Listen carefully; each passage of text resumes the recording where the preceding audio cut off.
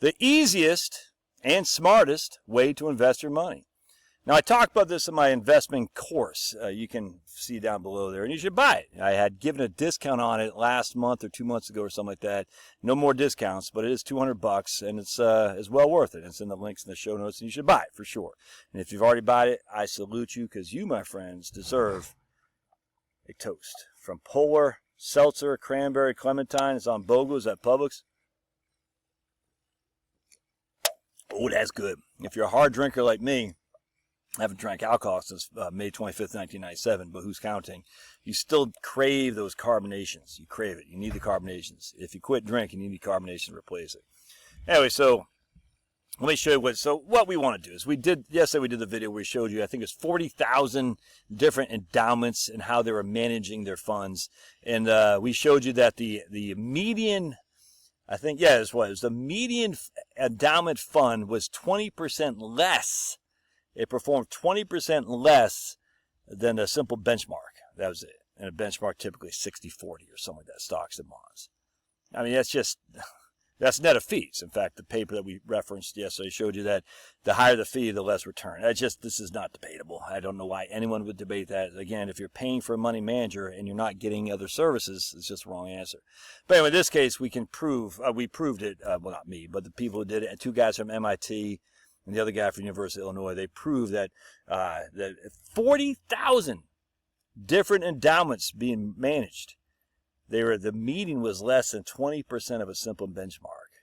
And the net fees was only 0.53, so 53 basis points, which is significantly lower than most likely you're going to get. And it was just not worth it. So then the question is, well, how do I invest instead? Simple, man.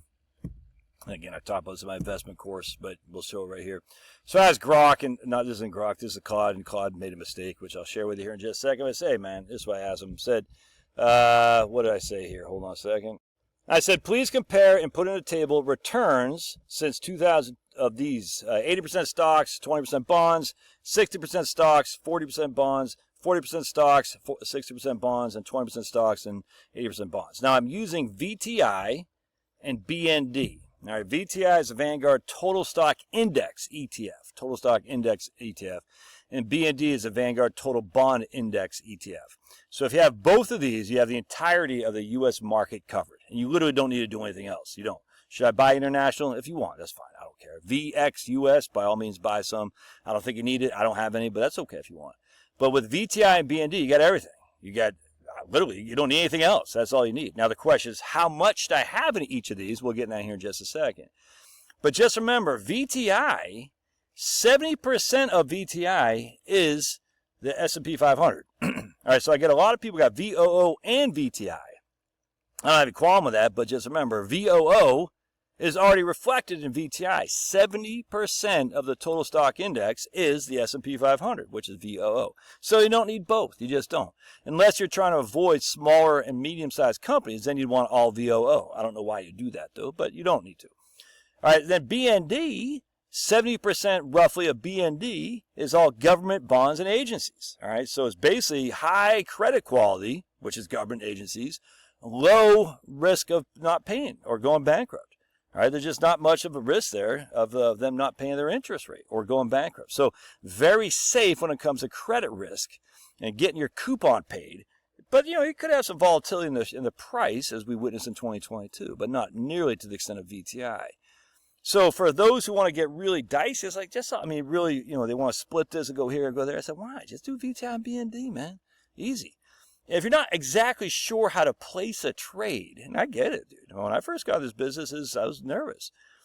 Go to my investment course. I'll show you how to do that. Show you how to place a trade. Once you know how to do it, it's easy. I actually have a whole video on how to place a trade. It's easy once you know how to do it. Then you're like, okay, that's it. And then you don't have to do it again. Anyway, so VTI, BND. So the question is, how aggressive are you as an investor? If I'm pretty aggressive, and I am, I'm about 80-20. That's basically what I am. Now, I'm younger, not so young anymore. I'm 55, but I don't see myself retiring for another 10 years or so. So I'm a long-term investor. If I'm in my 20s, 30s, 40s, I don't even know if I need any BND at all. I might just go 100% VTI, except for the fact if I'm on like a thin line on my job. Let's say like when we moved to Texas, I took a job with USAA. We had lots of debt, only one sort of income from my USA job and very little money. And I had 4 young kids. My wife wasn't working. It was a scary time to be Scanlon, that's for sure.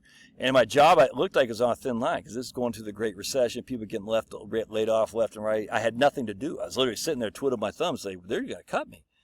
And it didn't. It worked out, but man, it was nerve-wracking. So I wanted to have some safe stuff. So for the first time in my life, I owned some bonds. I didn't have that much money to begin with, but I had enough to pay a couple months of mortgage. That's what I was mostly worried about. So if that's you, you're going to want to have some liquid cash, and this BND isn't really liquid, but for a younger long-term investor, that's about as most liquid as I'd say. I don't think you need a whole lot of cash. I think you need BND. Now again, if you're thinking that there's a good chance you're going to get laid off, absolutely have some cash. But if that's just kind of it could happen, but I'm not so sure, not likely, then just go BND. All right. Now again, or if you're losing sleep at night, if you're like, I can't take the gyration of the markets, then be more aggressive, be more conservative. Absolutely nothing wrong with that. You're not a bad person by being less aggressive. Figure all these fools on there like, you're an idiot if you invest in bonds, blah, blah, blah, the government. Just forget those guys. Don't pay any attention to comments, man. Unless you know who's commenting. Especially when people are commenting anonymously. You don't even know if they're bots, so don't pay attention to those guys. But anyway, so here's the 4 choices I said. I said we want to do 80-20. You can see right here. VTI total return, all right, you can see 25%, 26%, 28%, 2021, 23, 24, but then it would hit 19% down. Negative, so you can see pretty good returns with some serious downsides right there, 37, 19, down 12, 21%. So, we got hit pretty hard, but in the interim, we also made, but we did make a lot of money on top of that, 25, 26, 30. Look at these returns, dude. I mean, going back to 2017, you're just never going to see that again. Now, BND, on the other hand, you can see 1.4, negative 13, negative 2, 7.7. So it didn't have nearly the same rate of return, but also our downsides, negative 13, negative 19. That's not that bad. It's just not. Negative, where is it right here? Negative 2. You see, that's it. So we've had 1, 2, 3 down years in basically 25 in BND. But that right there was the worst down year bonds have ever had. Nothing even comes close. So that was a bad year for bonds, but that's the worst you'll ever see. I mean, I'm absolutely convinced it's the worst you'll ever see. So then we say, okay, well, what did happen here? In 2022, 20% stock, 80% bond still got smoked. It was down 14%. Where 80% stocks, 20% bonds was only down 18%. So that gives a lot of people like, oh, I'm getting out of bonds. They didn't do anything like I thought. And that's a one anomaly. But anyway, if you go down here, we're going to see the annualized rates of return. And I'm just using this century because going back to the 80s and 90s when we had the mutual funds as opposed to ETFs, we don't want to do that because the 80s and 90s were very great for both bonds and stocks. I'm just trying to show you that's just not a good trajectory to say, hey, we're going to add the 80s and 90s there because I think, is somewhat biased because we had such good returns for those two decades. So starting in 2000, we have the aughts, and then we have the last decade, and then a quarter going to this, or half in the 2020s. This is the way to do it. You have good, you have bad, and you get pretty good. That's just a fact. So anyway, where you got good, you got real good, horrible for bonds in 2022, and then you got bad from 2000 to 2009.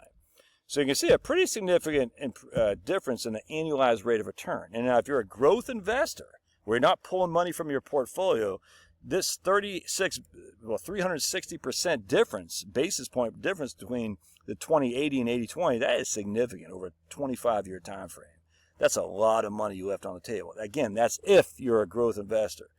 If you're an income investor or you're pulling money from it, look at this. The worst year is 28.6%. They screwed down the max drawdown. That's not right. I told Claude, I said, dude, you screwed this up. They said, you're right, we did. I said, why did you put max drawdown lower than the worst year? Right here, I mean, not low, right there. Max drawdown was -6. The worst year is 14.3. That's wrong. They said right here. I probably mixed up different time periods. They screwed up. You just got to be careful on this stuff. That is absolutely not the worst drawdown. The worst drawdown for the S&P 500 and VTI was 57% in 2007 to 2009. So this isn't anywhere near that. This is just the worst year. So they should have got that. Anyway, point being is even with the worst year, we're only down 14.3 in the 2080 portfolio, but the 80-20 portfolio, we're down twice that. twice that. All right, and again, if we went back to 2007 to 2000, let me actually see. Can you recalculate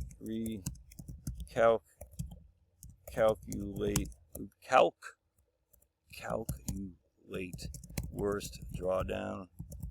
Let's see what they got there, because that's not. We'd like to see the worst drawdown. Anyway, so the point being is you get 9.8, 8.6, 7.4, 6.2.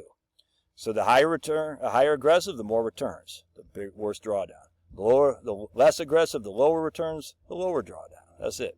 Anyway, so he's redoing it here. Let's take a pause and see what they come up with. So right here, our worst drawdown in the 2080 portfolio is 11.2%.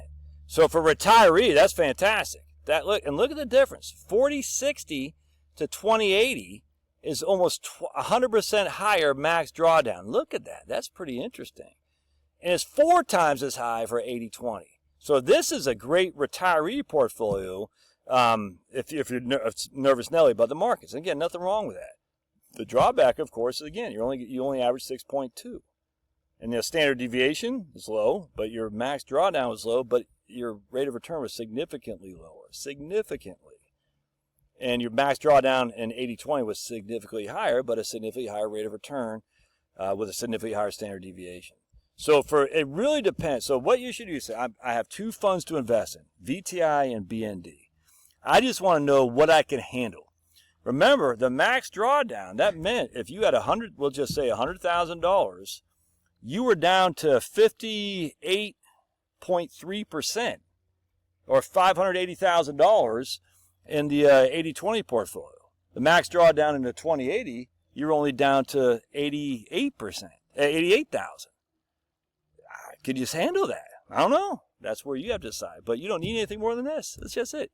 VTI and BND. Nothing more. All right. Love your thoughts. Smash that like button. We'll see ya.